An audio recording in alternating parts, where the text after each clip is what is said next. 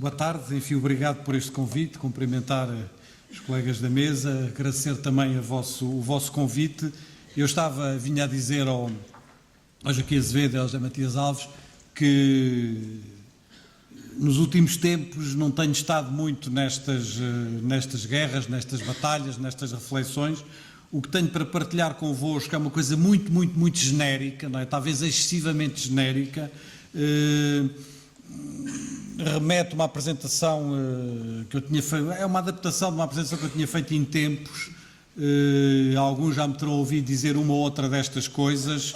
Enfim, a única coisa que posso desejar é se isto tiver alguma utilidade para suscitar e ajudar alguma da vossa reflexão, não é? É um apontamento muito geral, muito genérico, um bocadinho polémico, talvez um bocadinho provocatório em alguns momentos, mas a ideia é essa, é tentar às vezes deslocar-nos um pouco das coisas que damos por adquiridas e que damos como assentes e tentar deslocar-nos um bocadinho o ponto de vista, olharmos para as coisas a partir de um outro ponto de vista, não necessariamente para pormos em causa tudo aquilo em que acreditamos, mas para podermos olhar para as coisas de uma outra maneira, não é?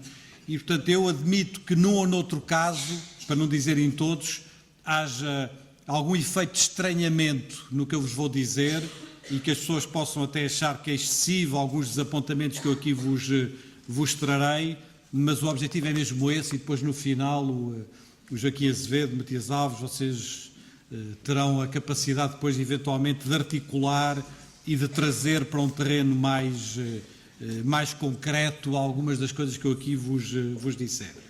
Num certo sentido, a minha ideia é revisitar um pouco algumas das nossas crenças pedagógicas, e evidentemente que eu poderia ter escolhido 10, 15, 20, 30, escolhi 4, que me parecem 4 crenças pedagógicas muito fortes, pedagógicas e mais do que pedagógicas, que estão na identidade dos professores, pegar em 4 destas crenças, que no fundo vêm do início do século XX, são crenças dos últimos 100 anos, e que num certo sentido são crenças de todos nós, e portanto num certo sentido são coisas em que eu acredito ainda hoje, para me interrogar sobre elas e perguntar se sobre elas não devíamos exercer um exercício de algum estranhamento, não é?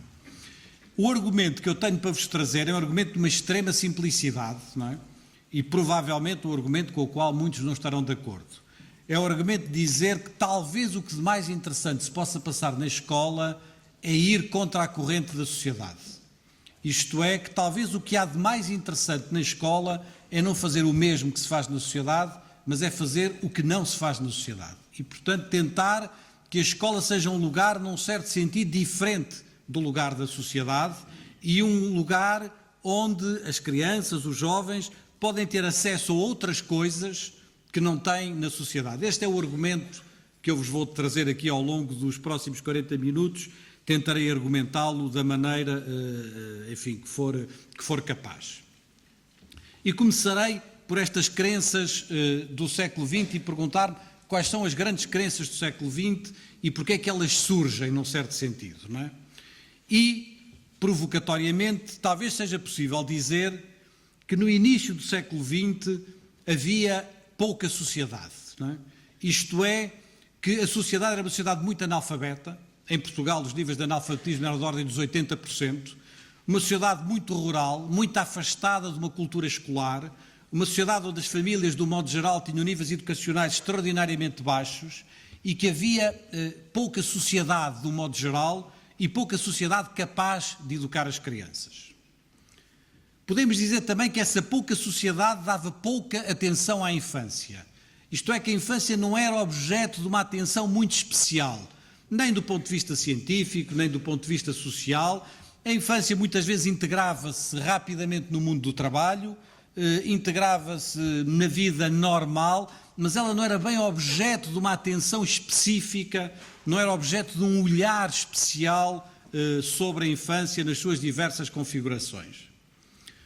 Podemos dizer também que esta pouca atenção à infância se traduzia muitas vezes numa pouca atividade da criança e, sobretudo, nos espaços escolares, que a criança era chamada a uma certa inatividade e que a criança, ou se quiserem dizer de outra maneira, há uma certa passividade e que não havia um grande apelo a uma dinâmica da própria criança, seja do ponto de vista de uma dinâmica mental, de envolvimento, de motivação, seja do ponto de vista de uma dinâmica corporal, lúdica, de jogo, etc.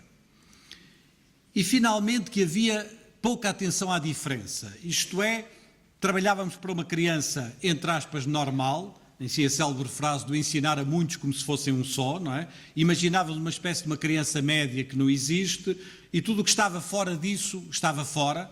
Eram crianças ou que não eram educáveis, enfim, a célebre ideia de que havia muitas crianças ineducáveis e sobre as quais a sociedade tinha que eventualmente cuidar delas, mas não do ponto de vista educativo, e portanto a diferença não era um verdadeiro problema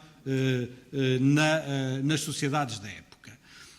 Estou a caricaturar o que é a sociedade do início do século XX, mas estou a caricaturar para dizer, este é o meu argumento, que num certo sentido as crenças pedagógicas da modernidade, as crenças pedagógicas do século XX se fizeram contra estas quatro coisas, não é?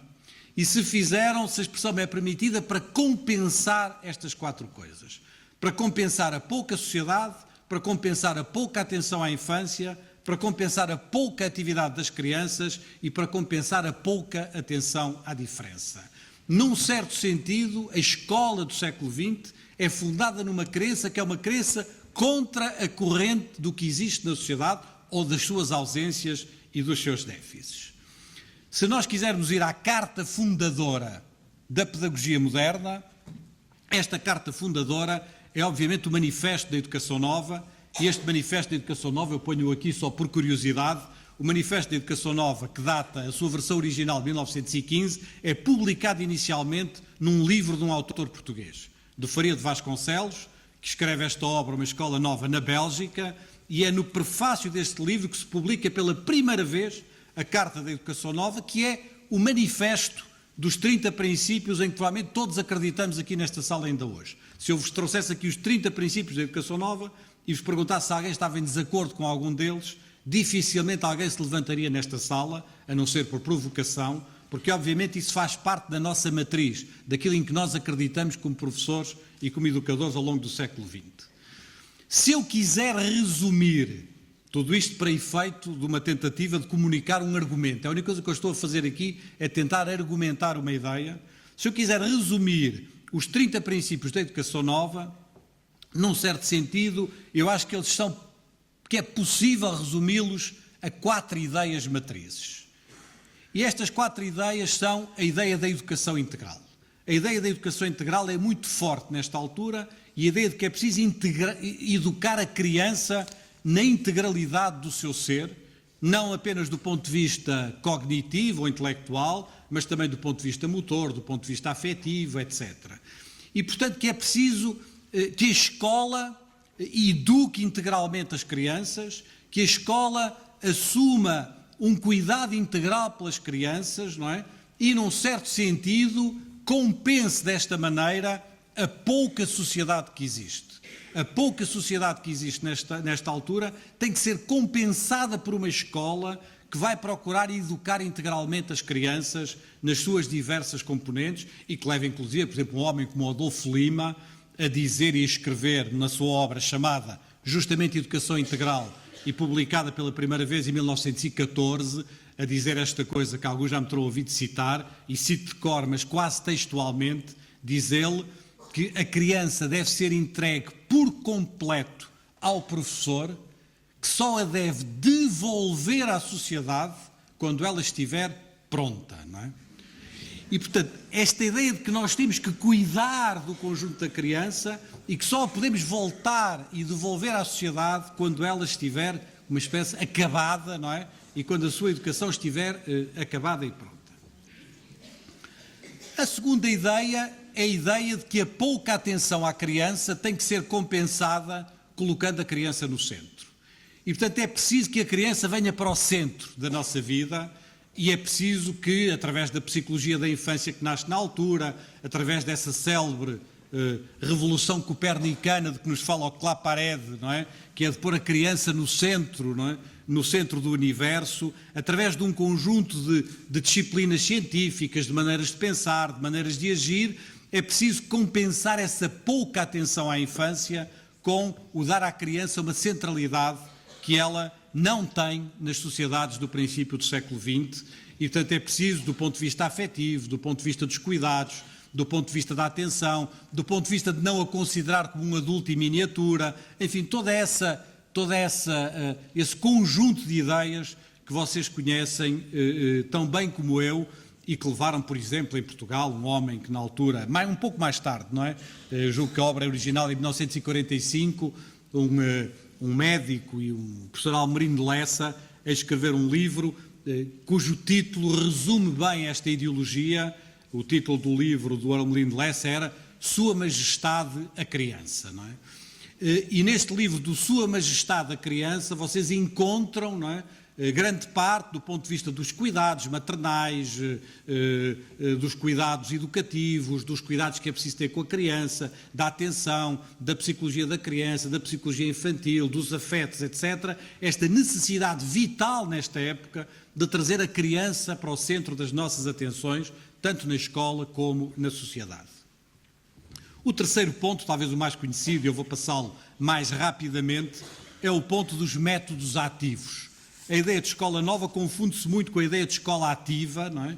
E a ideia de que a criança não pode estar passiva na sala de aula, que é preciso apelar à sua atividade, que é preciso apelar à sua capacidade própria, à sua autonomia, ao seu desenvolvimento, à sua participação, e que obviamente temos que passar de uma escola sentada para uma escola ativa. E, portanto, é preciso introduzir métodos ativos dentro da escola, é preciso que a escola não seja uma mera transmissão de conhecimentos e que ganhe uma outra dinâmica a este nível. E, finalmente, a ideia da pedagogia diferenciada, que é talvez destes 4 temas o que é menos concretizado ao longo do século XX. Eu acho que os outros 3 têm concretização, o 4º tem menos, que é a ideia da pedagogia diferenciada, não é? A ideia de que não podemos servir o mesmo produto a todas as crianças, e, por exemplo, o Claparede, na obra dele, que eu vou citar daqui a pouco, dá vários exemplos, e um dos exemplos que ele dá, entre muitos outros, é que eu não percebo como é que nós temos tanto cuidado quando vamos comprar um sapato para uma criança, não é? De ir saber o tamanho do pé da criança, não é? E quando lhes damos uma pedagogia igual para todos, não é? Quer dizer, ele diz, é uma incoerência das pessoas, não é? Que não se vá medir também o que cada criança precisa e que do ponto de vista pedagógico não façamos a mesma coisa que faz um sapateiro, não é? Ao tentar adaptar o sapato ao pé da criança. E metáforas como esta são metáforas que se sucedem na literatura pedagógica destes anos 20, não é? Que são de facto os anos da grande ruptura do ponto de vista pedagógico e da grande revolução da modernidade pedagógica. Ora bem, isto dito, como uma espécie de introdução ao meu argumento, é evidente que a escola precisou, a grande revolução da pedagogia nesta altura é justamente fazer o que não se fazia na sociedade. E, portanto, é ir contra a corrente da sociedade. E foi-o através da educação integral, através da centralidade da criança, através da introdução dos métodos ativos, através de uma pedagogia diferenciada.